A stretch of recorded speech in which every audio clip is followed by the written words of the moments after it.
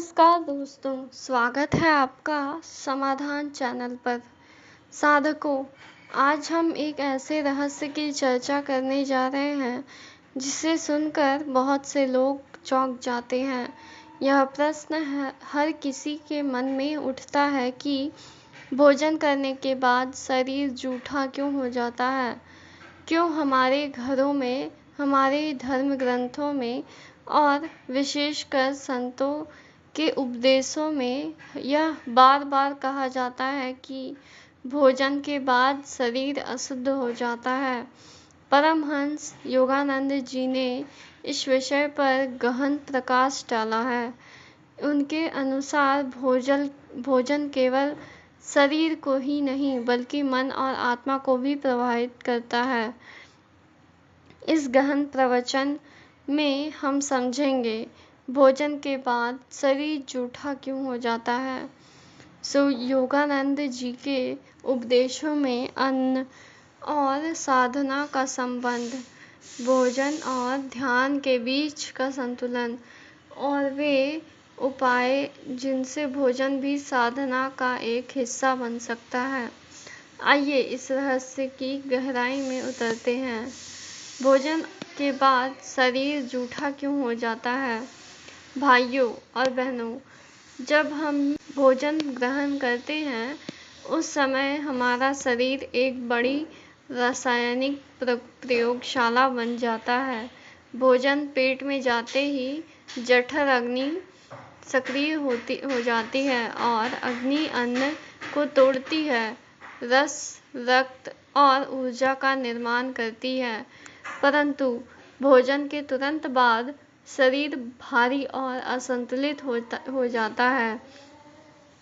योगानंद जी कहते हैं, भोजन के बाद साधक की ऊर्जा नीचे की ओर खींचती है, जिससे ध्यान और साधना में रुकावट आती है।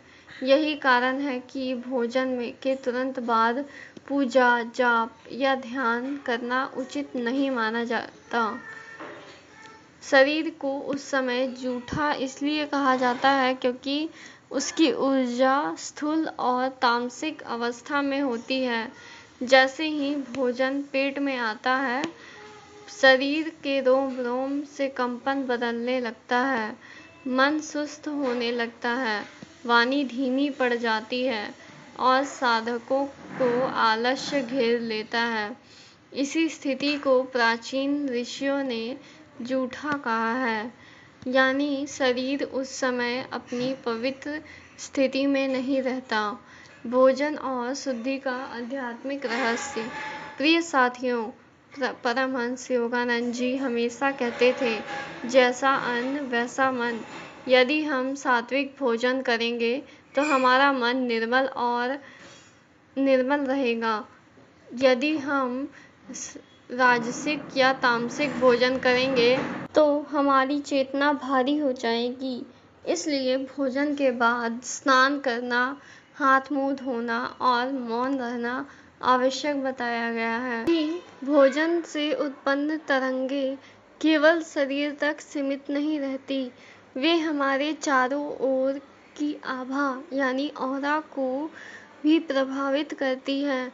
आपने देखा होगा, भोजन के बाद अक्सर लोग वाद विवाद करने लगते हैं, नींद आने लगती है या मन अशांत हो जाता है। योगानंद जी कहते हैं, यह सब भोजन की ऊर्जा का खेल है। भोजन हमें शक्ति भी देता है और हमें बांध भी देता है। अब यह साधक पर निर्भर है कि वह भोजन को पवित्र बनाता है या अपवित्र। भोजन और ध्यान का संबंध। साधकों, भोजन और ध्यान का गहरा संबंध है। जब खाली पेट होता है तब प्राण ऊर्जा ऊपर की ओर चलती है, ध्यान गहरा होता है। परंतु जब पेट भरा होता है तब ऊर्जा नीचे की ओर खींच जाती है। इसलिए योगानंद जी कहते हैं कि भोजन और साधना के बीच उचित अंतराल रखें। भोजन करने के तुरंत बाद ध्यान करने से साधक को आलस्य, नींद और अस्थिरता घेर लेती है। अपने महसूस। अरे रुकिए ना।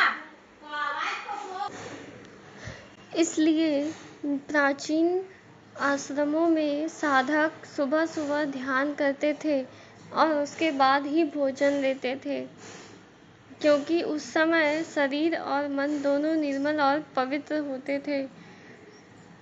उपाय और अनुशासन। अब प्रश्न आता है कि भोजन के बाद हमें क्या करना चाहिए। योगानंद जी कुछ सरल उपाय बताते हैं।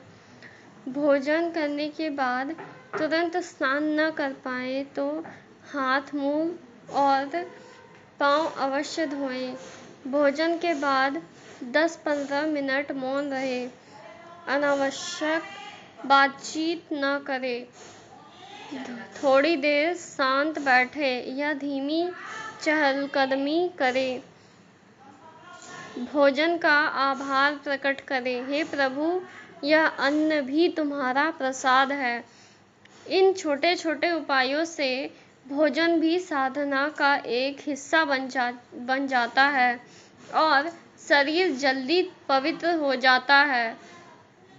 आध्यात्मिक अनुभव और योगानंद जी के विचार। परमहंस योगानंद जी कहा करते थे, भोजन को ईश्वर का प्रसाद मानकर ग्रहण करो, क्योंकि यह अन्न तुम्हें केवल शरीर के लिए नहीं मिला, बल्कि आत्मा की साधना के लिए मिला है। यदि साधक हर निवाले को ईश्वर का आशीर्वाद मानकर खाए तो भोजन के बाद भी शरीर जूठा नहीं रहता, बल्कि वह एक साधना का साधन बन जाता है। योगानंद जी कहते हैं, शरीर को पवित्र बनाने का सबसे सरल मार्ग है हर कार्य को ईश्वर को समर्पित कर देना। साधना की प्रेरणा। साधकों, भोजन के बाद शरीर जूठा होता है, यह बात केवल परंपरा नहीं बल्कि विज्ञान और आध्यात्मिकता का संगम है। भोजन से शरीर भारी होता है, ऊर्जा नीचे जाती है और चेतना क्षण भर के लिए असंतुलित हो जाती है। परंतु यदि हम योगानंद जी के उपदेशों का पालन करें, सात्विक भोजन करें, भोजन को प्रसाद माने और भोजन के बाद शुद्धि व मौन का पालन करें, तो यह जूठापन भी साधना का एक अवसर बन सकता है। याद रखिए, अन्न शरीर को पोषण देता है, स्मरण आत्मा को और साधना मन को। आइए हम सब एक संकल्प लें कि आज से भोजन केवल शरीर की तृप्ति के लिए नहीं, बल्कि आत्मा की उन्नति के लिए करेंगे।